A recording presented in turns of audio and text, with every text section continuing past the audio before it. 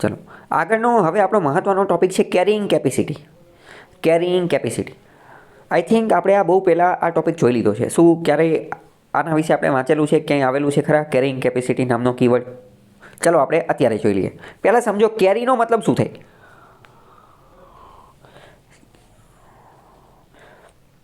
હા, CARING carrying. કેરિંગનો મતલબ કાળજી, એ અલગ છે. આ CARRY છે, CARR છે.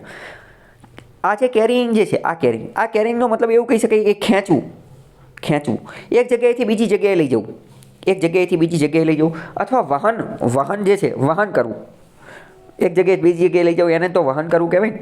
તો કેરી એટલે શું? તો કે સાચવવું, એને લઈ જવું, એક જગ્યાએથી બીજી જગ્યાએ જે છે એ લઈ જવું, બરાબર. કેરી. કેપેસિટી એટલે ક્ષમતા, કેપેસિટી એટલે ક્ષમતા. તો કેરિંગ કેપેસિટી એટલે વહન ક્ષમતા, ગુજરાતીમાં કેવું હોય તો વહન ક્ષમતા. હવે કેરિંગ કેપેસિટી એટલે શું એ આપણે સમજીએ. ગણિતની અંદર અમુક વાર પ્રશ્ન આવતા હોય કે એક કોઠારની અંદર 100 માણસોને ખાઈ શકાય એટલું અનાજ છે. જો 20 નવા માણસો ઉમેરવામાં આવે તો અનાજ કેટલા દિવસ ચાલશે? આવા પ્રશ્નો આવતા હોય. ખ્યાલ છે કે નથી ખ્યાલ? તો હકીકતમાં કોઈ ગોદામની અંદર 100 માણસોને 10 દિવસ ચાલે એટલું અનાજ છે. તો આ જે અનાજ રહ્યું ને કે 100 માણસોને 10 દિવસ ચાલે એટલું અનાજ, આને કેરિંગ કેપેસિટી કહેવાય. કેરિંગ કેપેસિટી એટલે કે વહન બોજ ક્ષમતા, વહન બોજ ક્ષમતા. એટલે કે આ જે 100 માણસો 10 દિવસ સુધી ખાવાનું ખાઈ શકશે. તો હવે માની લો કે 100માંથી માણસો વધી જાય તો શું થાય? દિવસો વધશે કે ઘટશે? તો કે દિવસોમાં ઘટશે. કેરિંગ કેપેસિટી કેવી થશે? ઘટશે. તો બસ એ જ રીતે આખી પૃથ્વી, સમગ્ર પૃથ્વી જે છે એની પણ કંઈક કેરિંગ કેપેસિટી તો હશે ને, કે સમગ્ર પૃથ્વી ઉપર કેટલા સજીવો રહી શકે. અત્યારે પૃથ્વી ઉપર 7 કે 8 બિલિયન લોકો રહે છે, 7 કે 8 બિલિયન લોકો, 7 કે 8 અબજ લોકો રહે છે. તો દરેક વસ્તુની એક એક્સપાયરી ડેટ હોય, દરેક વસ્તુની એક એક્સપાયરી ડેટ હોય. દરેક વસ્તુ જે છે એની કંઈક ક્ષમતા તો હોય ને. તો આ પૃથ્વી જે છે એ કેટલી વસ્તુને જે છે એ એનો બોજ ઉઠાવી શકે. એક ઘર છે તો માની લો કે એમાં 5 જણા રહી શકે, 10 જણા, એની કેપેસિટી અનુસાર. તો પૃથ્વીની પણ કંઈક કેપેસિટી હશે ને, તો આ ઘટનાને કેરિંગ કેપેસિટી કહેવાય. પહેલી વસ્તુ તો કે પૃથ્વીની અમુક કેરિંગ કેપેસિટી હોય અમુક માણસોને લઈને.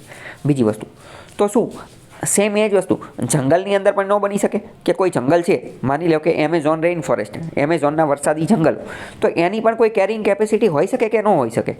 તો કે રાઈટ, એની પણ હોઈ શકે કે આટલા જંગલના વિસ્તારની અંદર કેટલા સજીવો રહી શકે, આટલા વિસ્તારની અંદર કેટલા સજીવો જે છે રહી શકે. ઘણી બધી વાર એવું થતું હોય છે કે અમુક વિસ્તાર હોય ને, અમુક જંગલ, તો એ વિસ્તારની અંદર અમુક વન્ય પ્રાણીઓ એનું પ્રમાણ વધી જતું હોય છે, એની સંખ્યા જે છે ને એ વધી જતી હોય છે. તો એની સંખ્યા વધી જતી હોય તો હવે જો એની સંખ્યા વધી ગઈ તો એ જે આખી ઇકોસિસ્ટમ રહે એની કેરિંગ કેપેસિટી એને કેરી નહીં કરી શકે. તો આવા કેસની અંદર વન્ય પ્રાણીઓ અમુક વાર ક્યાં જતા રહેતા હોય? ત્યાંથી ભાગી અને બીજા વિસ્તારની અંદર જતા રહેતા હોય. એના કારણે અમુક વાર મેન એનિમલ કોન્ફ્લિક્ટ પણ થતું હોય છે. ઇન શોર્ટ અહીંયા આપણે સમજવાનું છે carrying capacity. Carrying capacity keyword સમજાણો કે પૃથ્વીની એ કેપેસિટી, પૃથ્વી કેટલા માણસોનો વહન બોજ ખમી શકશે, એને આપણે કહીએ કેરિંગ કેપેસિટી. સેમ આ જ વસ્તુ દરેક ઇકોસિસ્ટમને લાગુ પડે. દરિયાને, જંગલને, ઘાસના મેદાનની અંદર, એ બધી જ જગ્યાએ આ વસ્તુ લાગુ પડે છે. ઓકે, ખ્યાલ આવ્યો કે ન આવ્યો? કેરિંગ કેપેસિટીમાં કંઈ ડાઉટ હોય તો પૂછો. નીચે એક ફોટો આપેલો છે કે કેરિંગ કેપેસિટી તો is the maximum number of individual for a particular species in environment can carry or sustain. એટલે કે એક પર્યાવરણની અંદર કેટલી સ્પીસીસ એક હારે રહી શકે, મેક્સિમમ કેટલા લોકો રહી શકે. મેક્સિમમ આપણે ગણિતમાં જોયું કે 10 માણસોને 10 દિવસ માટે 100 માણસોને રહી શકે ને એટલો ખોરાક છે. તો કેરિંગ કેપેસિટી કેટલી થઈ ગઈ? કેરિંગ કેપેસિટી 100 થઈ ગઈ. તો કે એક જંગલની અંદર કેટલા સજીવો રહી શકે એક જંગલની અંદર? તો એને કેરિંગ કેપેસિટી કહેવાય. ચલો, મેં એક મૂવી હતું, મૂવીનું નામ મને અત્યારે યાદ નથી, હોલિવૂડનું હતું. એમાં એક પિતા, એક પુત્ર, માતા પિતા અને એક છોકરી, માતા પિતા અને છોકરી, આ 3 જણા જે છે ને એ સ્પેસશીપમાં ગયા હોય છે, અવકાશની અંદર જતા રહ્યા હોય છે. અને એમાં ઓક્સિજનનું લેવલ હોય છે. હવે ઉપર તો ઓક્સિજન છે નહીં, આપણે હારે ઓક્સિજન લઈ જવો પડે, ઓક્સિજન હારે લઈ જાઓ તો ત્યાં તો ઓક્સિજનની પણ કિંમત હોય. જેમ જેમ આપણે હવામાં શ્વાસમાં લેતા જઈએ એમ ઓક્સિજન ઘટતો જાય, આપણે જે બાટલા લઈ ગયા હોઈએ. તો એના માતા પિતા જે છે ને એણે જોયું કે એમનું બાળક, તો એમની પુત્રી તો હજી નાની હતી, એમની પુત્રી તો હજી નાની હતી. તો શું જોયું કે હવે જો એ બે તે ઓક્સિજનનો ઉપયોગ કરશે ને તો પુત્રીને મળી શકશે નહીં ઓક્સિજન. ફોર એક્ઝામ્પલ સમજો કે એમને જોયું કે જો ત્રણેય જણા ઓક્સિજન વાપરશે ને ત્રણેય જણા તો એક મહિનો સુધી ઓક્સિજન હાલશે, 1 મહિનો સુધી ઓક્સિજન હાલશે. અને બીજી વસ્તુ, એ માતા પિતા તો મોટી ઉંમરના છે તો એમને ઓક્સિજન પણ વધારે જોશે, એટલે એમને નક્કી કર્યું કે હાલો અમે 2 મરી જઈએ. તો એ 2 મરી ગયા. તો હવે જે પુત્રી બચી એને વધારે ઓક્સિજન મળશે ને, એને શું મળશે? વધારે ઓક્સિજન મળશે. તો આ શું થયું? કેરિંગ કેપેસિટી થઈ. ખ્યાલ આવ્યો? કેરિંગ કેપેસિટી મતલબ કે મેક્સિમમ કેટલા સજીવો જે છે અહીંયા જીવી શકશે, મેક્સિમમ જેટલા સજીવો જીવી શકે એને કેરિંગ કેપેસિટી કહેવાય. જ્યારે ઓક્સિજન લઈ અને પહાડ ઉપર ચડવાનું હોય તો ત્યારે પણ સેમ આ જ વસ્તુ લાગુ પડતી હોય છે, બરાબર? તો ઇન શોર્ટ કેરિંગ કેપેસિટીમાં તમારે શું યાદ રાખવાનું કે મેક્સિમમ કેટલી પોપ્યુલેશન રહી શકે, મેક્સિમમ જેટલા લોકો રહી શકે ને એની કેરિંગ કેપેસિટી કહેવાય. આપણે જોયું કે પૃથ્વી જે છે ને, પૃથ્વી માટે એવું માનવામાં આવે છે કે પૃથ્વી જે છે ને એની કેરિંગ કેપેસિટી 1 બિલિયન લોકોની છે, 1 બિલિયન લોકોની. આવું કહે છે અલગ અલગ રિસોર્સિસના આધારે, બરાબર? તો એનો મતલબ શું કે 1 બિલિયન લોકો પૃથ્વી ઉપર રહી શકે. તો કે અત્યારે તો કેટલા છે? તો કે અત્યારે તો કે 7-8 બિલિયન છે, 7-8 બિલિયન. તો મતલબ કે અત્યારે ઓલરેડી પૃથ્વીની કેરિંગ કેપેસિટી જે છે ને એની કરતાં વધારે રહી છે. અત્યારે ઓવરબર્ડન છે, ઓવર પોપ્યુલેશન છે, અત્યારે વધારે લોકો રહે છે. અને એટલે તો ઓલું જે મૂવી છે ને એ મૂવીની અંદર એ તો દર્શાવેલું છે. શું દર્શાવેલું છે?